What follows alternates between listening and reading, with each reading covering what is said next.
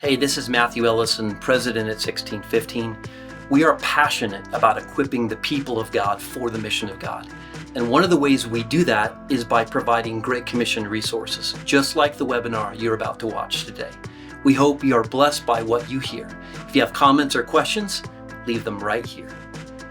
Hello, everybody. Good afternoon. Welcome to this peer-to-peer meeting for church mission leaders from Missio Nexus. My name is Carlos Negrón, Director of Church Engagement for Missio Nexus, and your host for today's meeting. I'm here with Matthew Ellison, President of 1615 Outfitters. Mateo, I miss you, my brother. Amigo, ¿cómo estás? Muy bien, muy bien. It's great to have you back with us, man. It's so Good to be back. Good to be back, brother. Yes, sir. Yes, sir. Well, we thank you for joining us as we discuss engaging diaspora in your community. So we believe the content will be timely and helpful to you. Now, if you're in Southern California area, I just want to mention the Nexus SoCal is a one-day, one-person event for church mission leaders that will be held in Fountain Valley, California on November 16th. So slots are filling up and we have a limited amount of space. So please make sure you register at missionexus.org/event.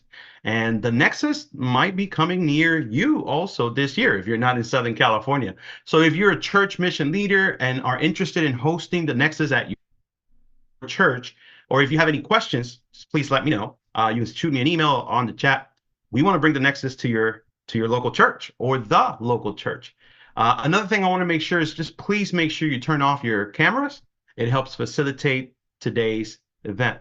As we get started with our presentation, remember to please put your questions in the chat panel as you think of them. Just type them up.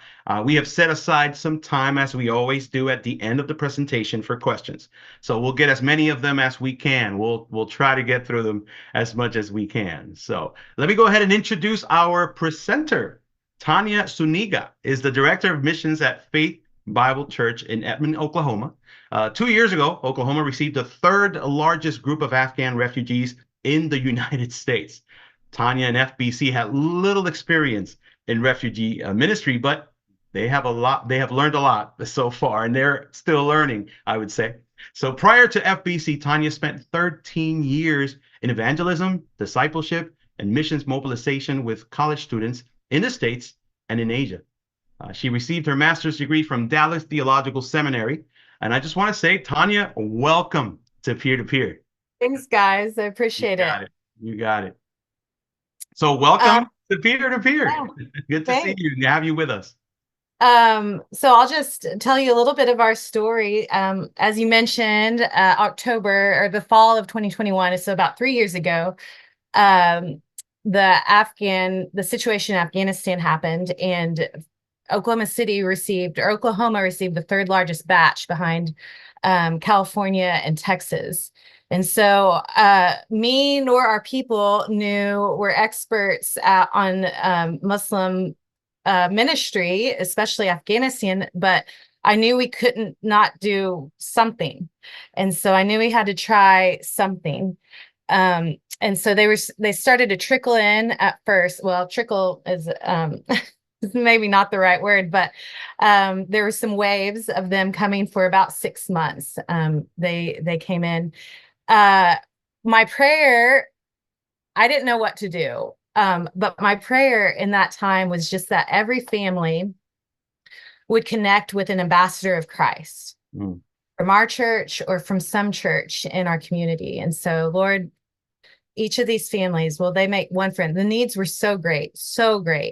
But Lord, it would be a shame if the people from the least reached country in the world all of a sudden moves into the Bible Belt and they don't know at least one ambassador of Christ. And so that was my prayer. So then I'd say now, I'll get into kind of more of the details, but I'll say now that the impact 3 years later is we do have at least one Christian that I feel certain about that has started following Christ. And then there's a house church that we absorbed into our community as well, that was already happening in Afghanistan with a pastor and his family. And so they're here now as well. And so there's a scripture that always comes to mind in Acts 17 that I think about. It says in verse 26, from one man he made all the nations, that they should inhabit the whole earth, and he marked out their appointed times in history and the boundaries of their lands. He marked out their appointed times in history and the boundaries of their lands. God did this so that they would seek him and perhaps reach out to him and find him, though he is not far from any one of us. And so that was what was going through my mind this whole time, and what I was praying the Lord would do, Lord, that some of them would seek. I was certain that some of them will and have sought the Lord, because it wasn't an accident that we aren't a community that receives very many refugees. So I think on average, we're receiving about 50 per year. And so this one was, no one really knew what to do with this, but I knew it wasn't an accident. So let me get back to what we tried to do. Oh, I'll say, so I think as a couple of, at least one believer that I feel certain about, we're also helping this church, this house church that was already existing in one of the tribes. And, but it's been a dual blessing. And so beyond like getting the gospel and serving these refugees, the impact that it's made on the people at my church, it's discipled them. So the Lord has used this opportunity to disciple their hearts. So just awareness, when Jesus saw the crowds, he had compassion on them, is what it says in Matthew. And so I first wanted our people just to see them, and was praying that they would develop develop a love, a compassion for these people. And so there are all sorts of different feelings about the refugees being here. That you say Afghan, you say Muslim, it triggers all sorts of things in different people's heads, of fear or confusion or distrust.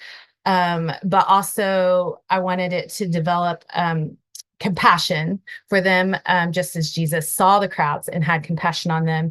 It built a new culture in our church. So you became the odd man out if you didn't have one Afghan friend at our church eventually. And I love that. I love that that was true, or that's becoming true about our church. It gave life and purpose to our families that had an Afghan friend. They felt engaged and involved in a real way with the Great Commission, and they were proud of their friends. They were, let's see, I think they're just loving their neighbors. And so regardless of how they got there or political decisions or beliefs, they're our neighbors now. And so all of that was a journey for a lot of these folks to go on. And I was happy to provide that opportunity for discipleship, and God kind of untangling some of that in their hearts. And so let me just tell you some of the lessons that I've learned and still learning on this journey, as far as how a church can and should engage from the perspective of a missions director. When our Afghans first came, most of them were living in concentrated living situations, like a couple of major apartment complexes. And so I tried to take advantage of this season. I knew it was temporary, but I tried to take advantage of this season because they were in a concentrated living situation. So it was easy to sow broadly, like sowing seeds. You could go to one spot and you could see who was responding to our friendship, to anything spiritually interested, which we didn't do a ton of that at first. We were just making friends, really. But we were just seeing who was responding to us. And so I knew they would eventually disperse more throughout the city.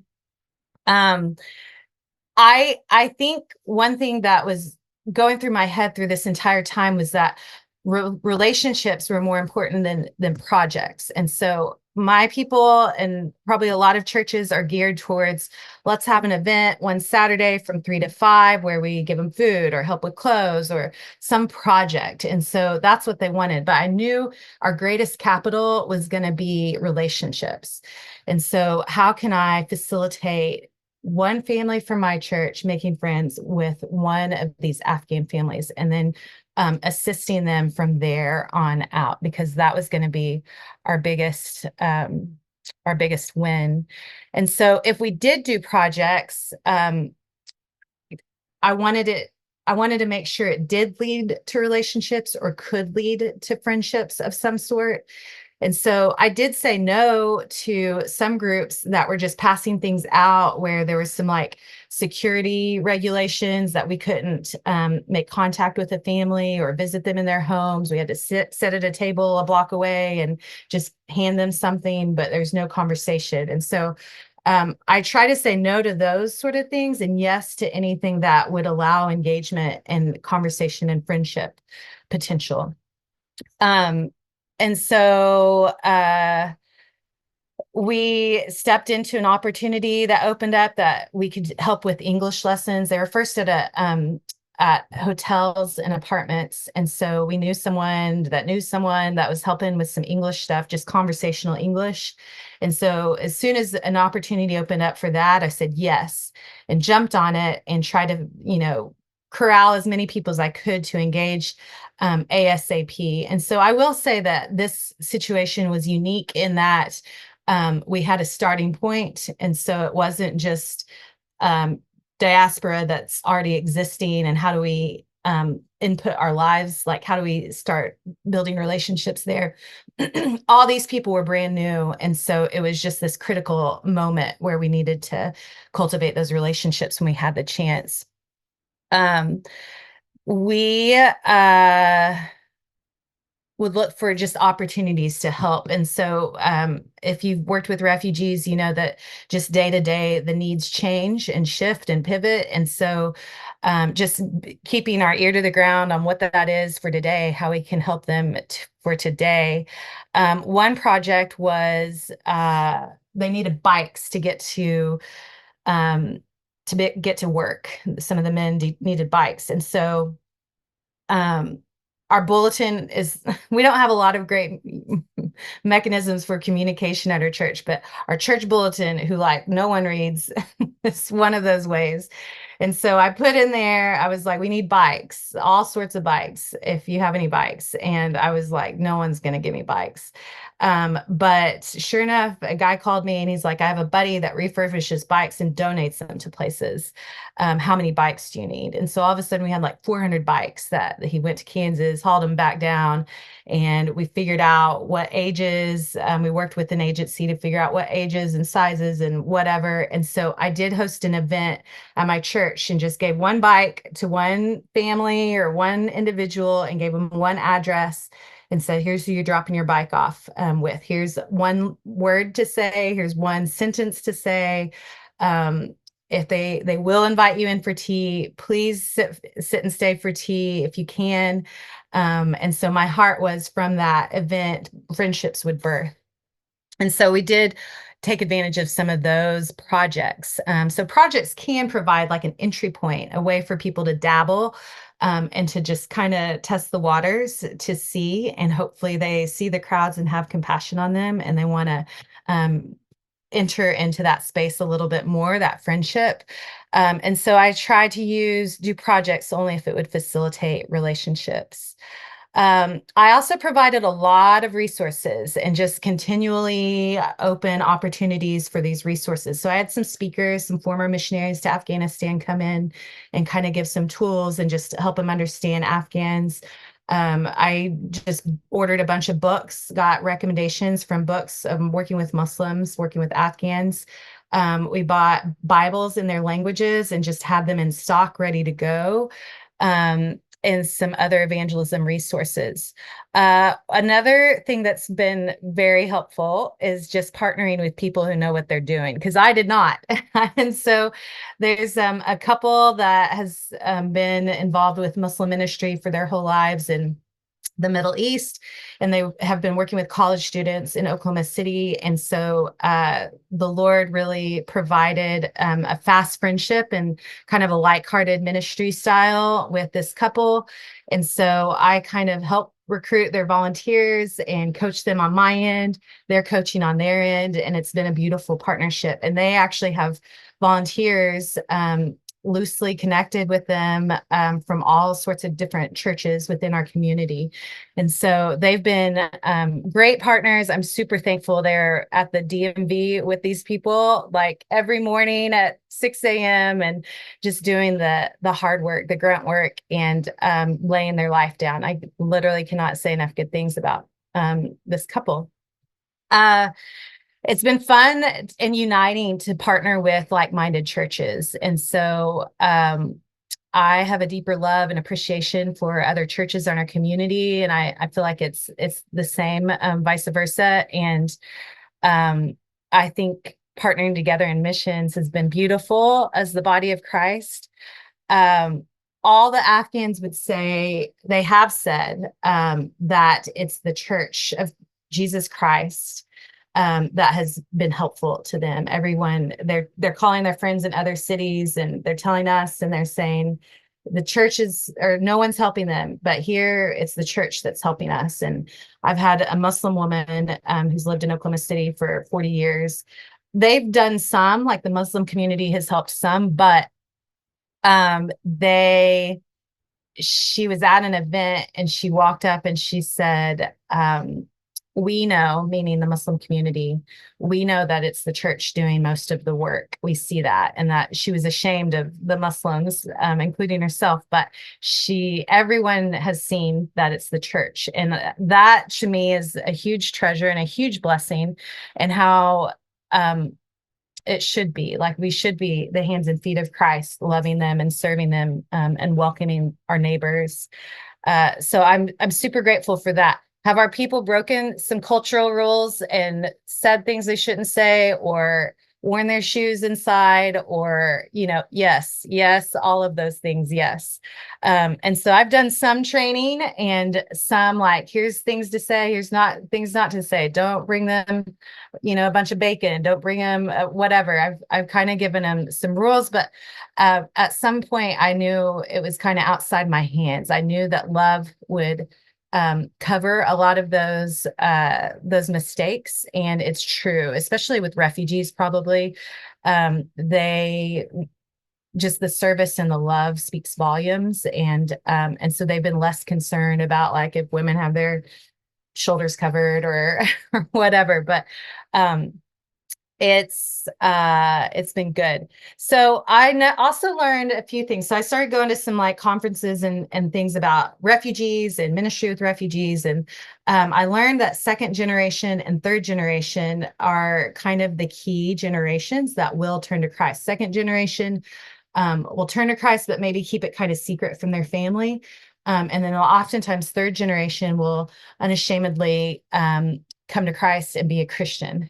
And so that started making me think about all the kids that are, like, probably 50% of the Afghans that we have are under the age of 18, and they're all in our public schools. And so I was like, okay, that's a big deal. So I started encouraging our families to involve the kids in their own lives. And so, hey, what are their soccer teams? You can invite them to play along, or and this is for these busy families, right? That, like, they don't want to start this whole big side thing of Muslim ministry, Afghan ministry. And so so I was like, it can be ingrained into your life. Like, it can flow into your soccer games on Saturday morning. Just include them, pick them up on their way, and whatever. And so our families have started to do a really good job at that. We even had some Afghans at our VBS, and we hired one of their older sisters to translate. So I sat that first summer and watched an Afghan 20-year-old translate the gospel message to 4 Afghan kids. at VBS, and that was just a beautiful moment in our church. And I was like, how did we go from the hardest country to gain access to? They're sitting here hearing the gospel. Was a beautiful moment. And so my prayer has been too that our kids would see the crowds and have compassion, that our kids would notice an Afghan at the school and be kind to them, that our youth would be kind to them at the high school. And so we've had some youth kids, they were training for a mission trip. And so I interjected in one of those trainings and I was like, hey, I'm glad y'all are doing this project, going on this mission trip, but one of the most unreached countries in the entire world, there's a ton of kids from there at your school. So raise your hand if you know if there's an Afghan student at your school, and explain the reality of Afghanistan, the access, the lack of access that they've had to a Christian, to a Bible, to a church, and how they have this unique role that I don't have, that their parents don't have, to befriend and love these kids at their middle school and high school. And so some of our students have really responded to that and have taken initiative to get involved and engaged in the lives of some of these Afghans. I'm so proud of them. And I think it's going to speak volumes about who Christ is and who Christ followers are. And so, okay, here's another big deal about the Afghans. So many needs. Oh my word, so many needs on so many levels. And so that book, Helping Without Hurting, has been super helpful to me to understand. Phase 1 is disaster relief. And so that's one time, that's seldom actions to help them. It relieves immediate suffering. That second phase is rehabilitation, so that this is when they become an active participant in their recovery, doing with and not for. That's phase 2. And that is tricky. That is difficult part because it's easier to just call and make the doctor's appointment for them, but it's so tedious and requires so much patience and effort and love to help them make that phone call to set up the doctor's appointment. And so the organizations that have been helping resettle the refugees, they have been helpful to me to help understand when we transition from we help them. It's phase 1, disaster relief, and then now it's time for rehabilitation. So this is us doing with and not for, and then that phase 3 is development. So participation means that they're overcoming the feelings of powerlessness, and so that's what we want as well. And so we want them to be independent, and so that's harder than if we just do it for them a lot of times, but that's what they need. That's what it means to love them. So I've learned a lot about this along the way. One thing I do love about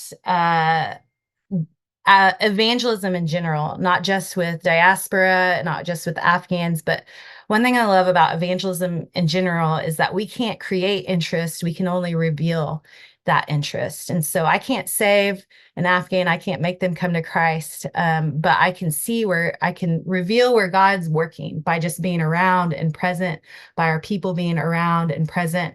And so I have to give them appropriate opportunities for them to respond to those spiritual things, though.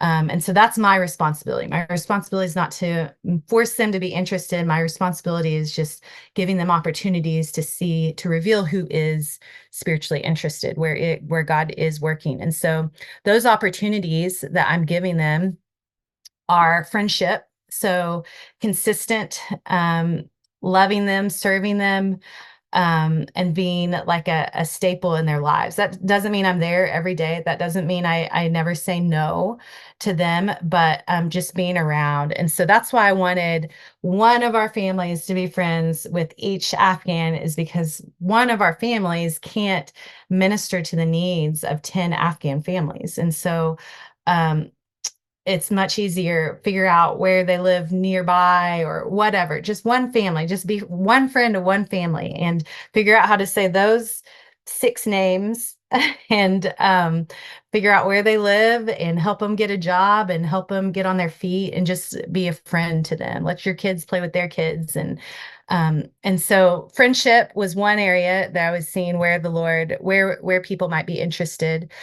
Spiritual conversation, so identifying with Christ, asking them questions about their own faith, sharing the gospel with them. And so we've had several opportunities for our people to learn how to share the gospel. They're more interested in coming to that when they have an Afghan friend. And so I think we had some at the front end where we had training, but then as people slowly became friends with Afghans, and they had a real reason to come because they're like, I do want to know how to share the gospel in the right way to our friends. So spiritual conversations, the gospel, other opportunities to explore Christ. So like Easter time, there's a church that had like a walkthrough Easter story. And so several churches figured out how to get them to that, and they had it dubbed over in their different languages. And so that was fun to do, just different opportunities to explore Christ. Christmas stuff.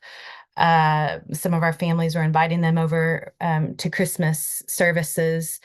And so I loved this too.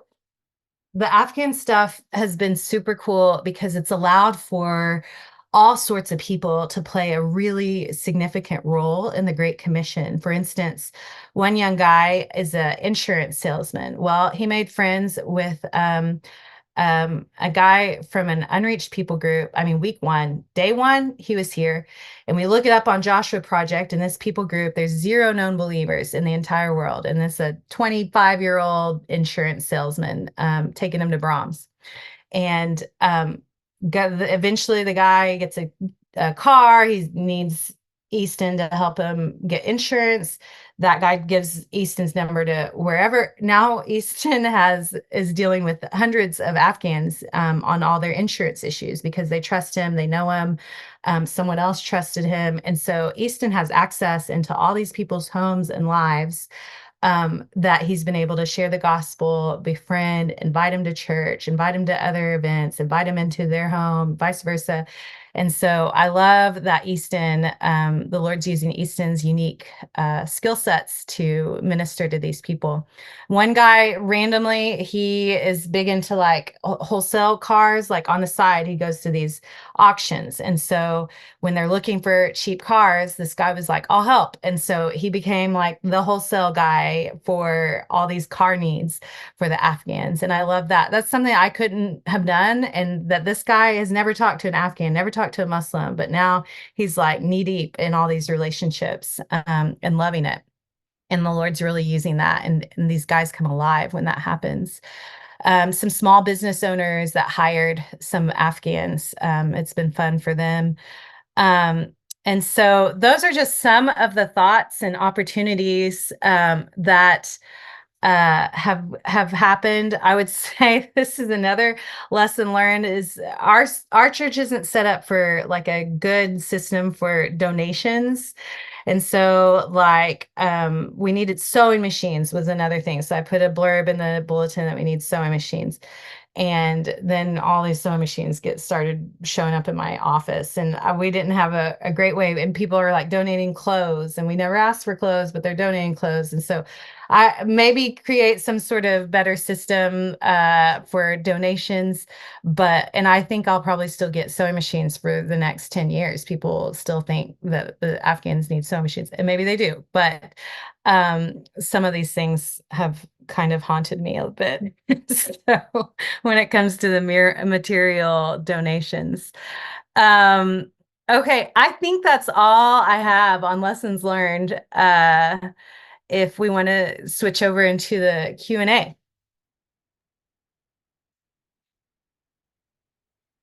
Tonya, thank you. So I had a front row seat to the birth of this vision. So it's especially exciting for me to hear what God has done over the last couple of years. So to give context to everyone, I had the honor of walking alongside Tonya and several pastors and leaders from the church in really the strategizing and forging of a global vision. And I remember when we were doing an environmental scan, like, what is God up to? Are there unique windows that are open, doors of opportunity that he is using to point you towards his priorities for the world? And the Afghans were just so obvious. So to hear now, later, and even I've kept in touch, I've heard some of the stories, witnessed with my own eyes, but it is just such a blessing to see what God is up to. And this thought popped into my head as you were sharing. You talked about the impact on your own people several times, and I don't know who said it, so I can't give attribution. But one pastor said, missions is not only necessary for the life of the world, it's necessary for the life of the church. And I just see God infusing new life into FBC through these efforts. So again, thank you. I'm going to get to some questions here. Okay. Are you connecting with different people in ministries to Afghans in other cities? They talk about some stuff happening with Afghans in Tulsa, Sacramento. Any collaborating or working together? Anything like that happening?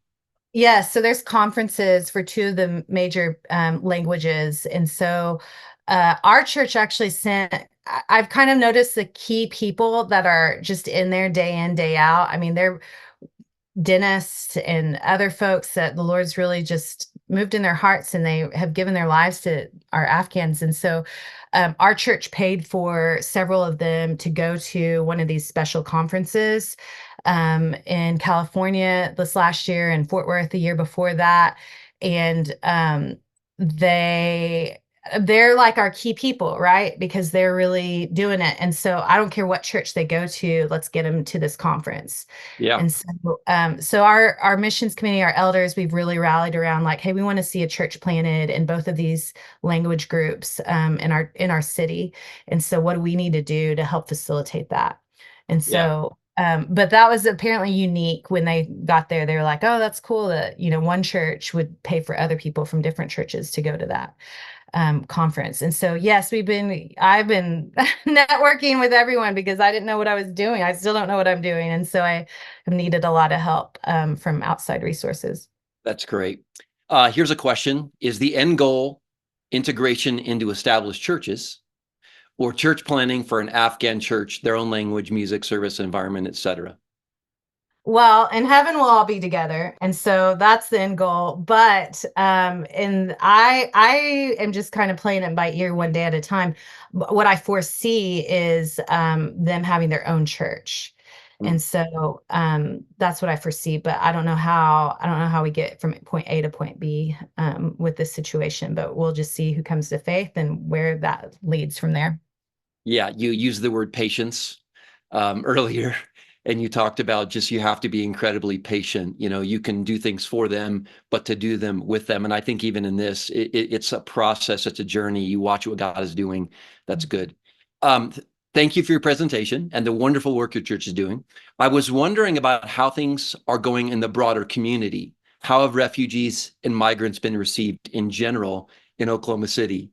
Is there anything that has worked well to help these communities navigate the tensions that often arise between newcomers and hosts? That's a good question. I have asked several of my Afghan friends I was most nervous when the kids started going to public school, in a suburban upper middle class suburb in Oklahoma City, which does not have a lot of people from the Middle East there. And so fresh out of the Middle East too. And so I would hold my breath when I would ask them this because I was terrified that they weren't being treated well. And all of them have said, yes, people are being kind to us. And so my heart rejoices, and I hope that's true. And I think it is true. And so I, tell them all, I'm praying for you to have a friend. I've learned that if we don't acknowledge our relationship with God, that's weird to them because spirituality is such a part of their normal life. And so so that's common discussion is, hey, I'm praying to Jesus that that school goes well. And so I think overall it's been great. There were some tensions because we kind of had a shortage of housing rental properties anyway when they came, and then they were taking up a ton of them. And so they were in some bad facilities for a while, still kind of are some of them. Jobs have been difficult because of language for a lot of them. And so there's been a learning curve for sure, but overall, I think it's gone pretty well. It's becoming kind of a magnet. And so truly because of the church, and not my church, but the collective church in Oklahoma City, has been kind. They're all telling all their friends and relatives. And so people are moving to Oklahoma City, other Afghans are. Wow, that's amazing. So I'm going to build on that question. I wrote this one down when you were presenting. Again, OKC is in the heart of America. So I'm going to get personal here. Did you get any pushback from church members questioning, why are we engaging Muslim refugees? And don't mention any names. I know you wouldn't if you did, but if you did, I wonder how you address that, because I've worked with many churches who have a diaspora ministry like yours, and there's often pushback from people. Mm-hmm. Yes, it is. And I was shocked at first. Maybe I shouldn't have been, but I also saw it as an opportunity for the Lord to untangle those things in their hearts. And so I just, political, whatever hesitations or not, they're our neighbor. And so we're going to love our neighbors. And we're also now, for the first time in their life, they're exposed to a follower of Christ. And so how will they see the followers of Christ? How will they see Christ because of how we respond to them? And so I've just encouraged them in that way. And then I think for some people, it's just them watching other people engage. And as they see that and they see that love, oh, well, they're doing it, then they feel a little bit silly, which we don't want to do. We don't want them to follow Christ out of shame. But I do think that there's some momentum and just some faithfulness that they're watching that can convict their heart after some time. And so, yeah, that's definitely been there. But instead of like being frustrated, I've been praying for them and waiting and watching that journey happen for some of those folks. And it has. I love that you started with Acts 17. And I think for so many people, it's just what you said. I like that language, untangling. Mm-hmm. Like, you know that God is the one who determines the allotted boundaries in the migration of people. And you can be frustrated all day long that they're here, but God's up to something. And, perhaps they might find him, and it's just beautiful. So I really appreciate that language. You need to help folks untangle some things, not in a combative way, but just going to scripture. That's so good, Tonya. Real simple question here, but, practical implications. Do most of these families still have extended family back in Afghanistan? Do you know that? Yes, they do. Some people, there's several that are here, like single boys. And by boys, I mean, anywhere from ages 16 to 30. Well, I mean, there's men that got here without their family because of the fall of Kabul when it happened. And there's a Amazon Prime documentary called Send Me that kind of walks through that day or that week that it happened. And it's difficult to watch. But a lot of families most families still have families back, some immediate, some spouses and children.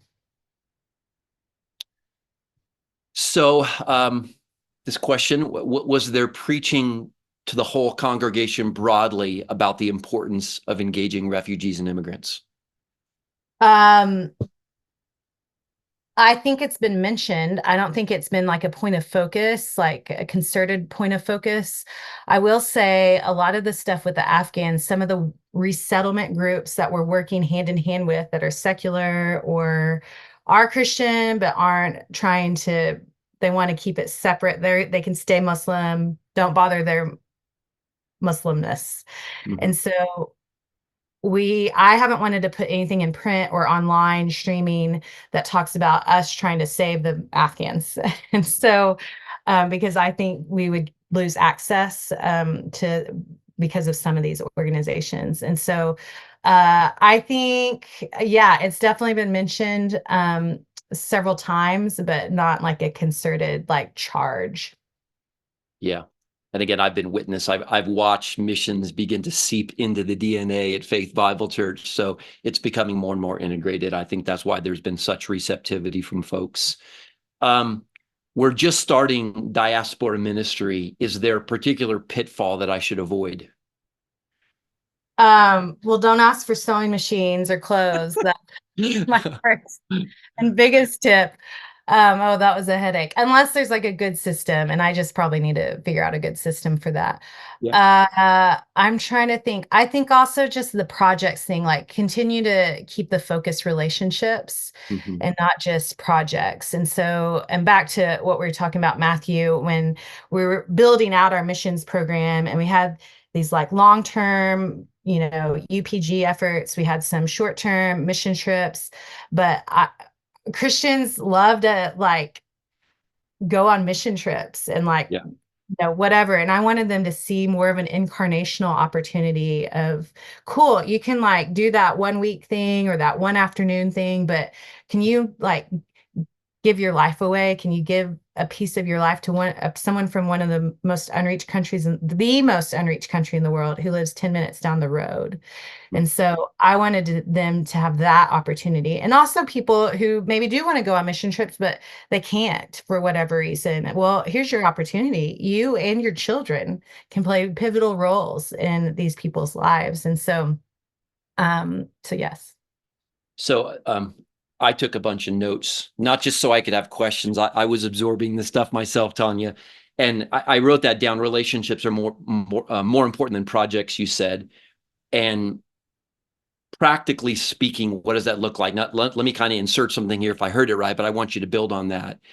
The idea of befriend a family, find a family, love that family, do life with that family, walk with them. Is that really what you were emphasizing? Yes, just make one friend. I didn't want it to be overwhelming to our people who have never met a Muslim. And so when I did that bike event, I printed out a little piece of paper with the address, the phone number of the person, and like literally what to say. Hi, my name is. And then if they needed a Google translation app, I put like those directions down there, but ask them their name, ask them their ages, ask them, if they have a job, ask them, like I literally needed to tell them these few sentences to say to start the conversation because they were terrified. There's one young mom at our church that there's an Afghan family down the street. She's shy, this mom is. And I said, you have got to go visit them. Months they've lived there, and she's watched. She knows the ages. She knows what time they go to school to come back. But she's like, I don't want to bother them. And I'm like, oh my gosh, they have no friends in this whole country, that you are not bothering them. She's like, I don't, I'm like, it doesn't matter if it's 2 a.m. in the morning. They would love for you to knock on their door.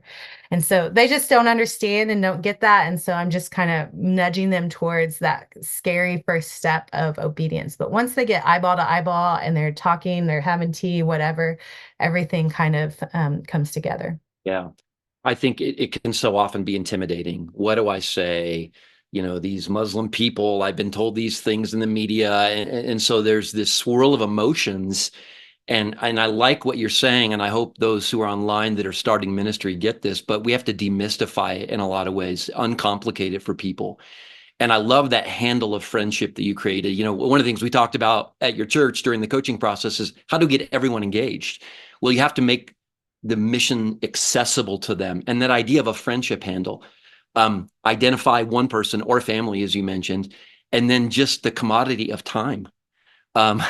It's about spending time with these people, getting to know them. And we know in all of our other relationships, the good ones require a great deal of intentionality in order for it to be meaningful. And it's even more so in a situation where you have this type of a barrier. So again, I want to underscore that if you're online, the idea, if you have diaspora people that have been planted in your city because God's on the move, Acts 17, what a great concept.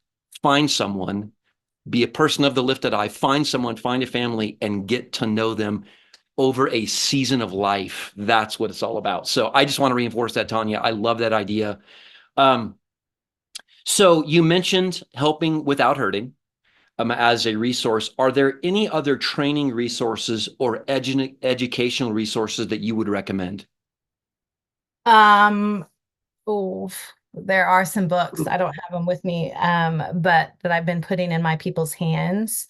And maybe some people know in the chat, probably. I'm not at my house. I'm right now or in my office. And so I have a slew of them, and I hand them out when it's appropriate. And, based on, because at some point, all their needs are different, all their spiritual interest is different. And so, everything kind of gets tailored or customized at that point. And so, and that's why I want just one family with one family, because Yeah. this isn't cookie cutter. And so as different conversations arise, as different needs arise, we kind of figure it out from then. And so, but I feel like I've gone to so many different conferences, books, podcasts, et cetera, and picked so many people's brains too. John Weaver is a guy, this couple that's been helping me, or that's been leading the charge here in Oklahoma City. And then, yeah, there's lots of people. I can't think of them off the top of my name, but probably in the chat, people will say. Yeah, there's a couple in the chat. Scripture Earth was mentioned as a resource for Old and New Testament audiovisual presentation. So there's a few that are in there. So if anyone else knows of resources, please post them in there. You talked about impact on your people. I mentioned this idea that missions is not only necessary for the life of the world, necessary for the life of the church. Can you go a little deeper into some of the transformation that you've seen? And you can talk about it broadly, or even if there's a person where you have seen the lights go off, the eyes open up. Could you just share about that? Yeah, I actually one of my pastor's mother-in-laws I'm in this like WhatsApp group with a bunch of women that do English lessons, and they're all from different churches. And so this shy, quiet, timid woman, that's the mother-in-law of one of my pastors, she is neck deep. And so she got involved with just one little thing, and then the Lord just gripped her heart. And so she has a reason she gets up in the morning, and she has a reason to live. I mean, this is her passion, her ministry. And she's probably in her 70s, and never seen herself as a strong minister or a strong, and doesn't say a peep about it at church. But I see in that group chat what she's doing day to day as she's communicating with those women. And I'm like, man, she is doing the work of a missionary in Afghanistan, just right here in Edmond, Oklahoma. And so that's been fun. I wish I should have pulled up all these text messages after that bike event. And these people are taking their families, their kids into the homes of an Afghan person, and their minds are just exploding, and their hearts are exploding, and their kids' eyes are wide open. And so, but it was just message after message. I probably had about 50 people come to that event. And or 50 different bikes, so it's probably about 100 people or so. But all these text messages coming in that, I mean, I was blessed, I was changed, I had no idea. They asked me to have tea. Can you believe it? They invited me, and we had tea for 3 hours. But everyone was saying that we had tea for 3 hours. I'm like, I know. But they were blessed by it, encouraged, and see people as people, and shocked they could connect with someone from across the world like that. And so it fills our people with joy and hope and peace and purpose, and they feel used by the Lord because they are being used as an ambassador of Christ. And so time spent is relationship growth, and it is always that God gives us more than we give out. At least that's my perspective. And I think you're testifying that with some of the folks. And I just love that it's over tea and food. I mean, I think we miss so many opportunities to do ministry and evangelism because we overcomplicate it. But it seems to me that Jesus did a lot of ministry over food and drink. And again, love that. So Tonya, I'm going to ask, well, there's a lot more questions. I probably am not going to be able to get all of them.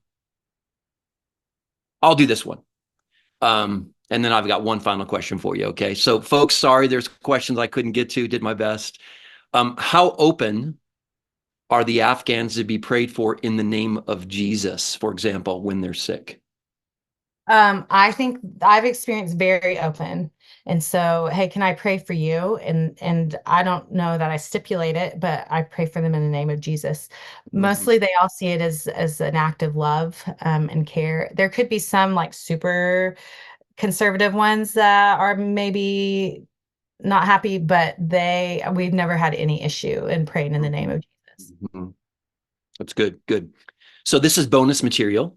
I know we're talking about engaging. Is it diaspora or diaspora? Do you know? I don't know. Okay, maybe someone can let me Tomato, know. tomato. Oh, yeah, I agree. Um, you just returned. Well, actually, you're abroad right now, but you've spent some time in Thailand. And another area of focus that your church has is the Southeast Asian people group. And we've been talking about immigration here today, refugees, things like that, in a domestic context. But your church has a focus with the people group in a certain place, and there's restrictions getting in. But because of refugee situation, immigration, a door's been opened to you. Can you talk about that briefly? Yeah, a year ago, we had adopted an unreached people group. We had looked for every opportunity possible to get access to them, even in country, out of country, whatever, no access. And I asked our church, just pray that God would make a way. I'm kind of at a dead end. Pray that God would make a way. And then we find out that, there was a draft issued, a military draft issued in this country. And so millions of these people, ages 17 through 35, have now entered Thailand, which is free access, easy to have these conversations. There's not political issues, family issues, anything when they explore Christ in Thailand. And so 2 weeks ago, I was with hundreds of thousands of people from the people group we've adopted, handing out gospel tracts in their language, having spiritual conversations about Jesus, sharing my testimony, sharing the gospel, eyeball to eyeball. One of my friends wrote John 3:16 in the school that we got access to, and I turned around and there were 60 middle school and high schoolers singing John 3:16, all from this unreached people group that a year ago we had no access to. Well, if that's not Act 17, he's determining the allotted boundaries where the nations Absolutely. go that they might seek him. So, yeah, even in our context domestically, lift your eyes, see what God is doing, who's he bringing to you. But as you look globally, seize those opportunities where migration of people is happening for whatever reason, war, famine, whatever. But those are opportunities, like you just described, to share the gospel. So that's really beautiful here. So what have we learned here today, Tonya? You got to be patient. If you want to do effective diaspora ministry, you have to be patient. Relationships over projects. I really love that. There's a couple other standouts to me, but I'm going to add this one here of you have to help untangle some of the issues in people's hearts, because our worldview is often shaped by all the noise, the media,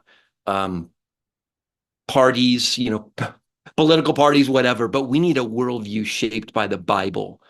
And so you can't hit people over the head with the Bible. I love it. Help people untangle those issues with Scripture, and then let them see with their own eyes others in that ministry and how rewarding it is. So kind of my main takeaways. I'm sure others got a few others, but really good stuff here. So Tonya, wow, people are loading up resources on the chat, so that was a good decision to do that. I'm going to ask Carlos Negrón. Did I say that right, Carlos? You sure did, man. You sure I'm did. going to ask you to come back on, man. How you doing? Hey, Tonya, real quick though, I wanted to see if there was a list of those resources that you could send to Matthew or myself or something, so that we could share those or forward those to the people that registered for the peer-to-peer event. Yeah, I can do that. Perfect. That sounds great. And another thing, how can people reach out to you if they want to, I don't know, donate, help, ask questions, find some more stuff out? Is there a way that they can somehow reach out? Yeah, you can email me. My email address is, do you want me to type it or I mean, that's sure. People can do that. You can say it however you want. yeah, Tonya, Tonya, Zunigha. Oh, so it's Tonya.Zunigha, Zunigha at faithbibleok.com. Hopefully, those of you, there you go. There it is. So you guys can go ahead and reach out that way. So thank you so much for being with us. I mean, this is like a banquet. You know what I'm saying? I could stay here and continue hearing the stories of the things that God is doing. And it's just, you don't see my face, but I'm here like with just a smile, hearing these things and just imagining the impact that those families are from the church are having on the families that are living right next door. You know what I mean? Gosh, just love it. I'm not going to continue because it's like we'll continue preaching here. Hey, but I just want to say thank you so much for being with us. I really do appreciate it. Especially since she's in Southeast Asia. Right.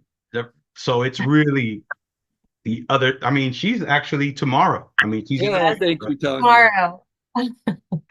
Well, guys, this wraps up our meeting for today, though. I just wanted to make sure to let you know to check out our next church mission leader peer-to-peer meeting.